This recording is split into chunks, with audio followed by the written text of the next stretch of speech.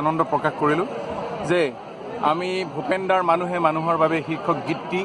15,000 শিল্পীৰে গোৱাৰ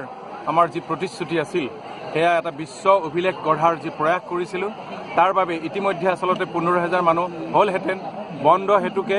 কিছু মানুহ আহিব নোৱাৰিলে তথাপিও ইতিমধ্যে আমাৰ 11,000 মানুহে আমাৰ পৰা কাৰ্ড গ্ৰহণ কৰিছে আৰু আজিৰ এই গীতত অংশগ্ৰহণ কৰিছে গতিকে আমি আশা কৰিম যে ভূপেনদাৰ এই কালজয়ী গীত বিশ্বসভালৈ যাব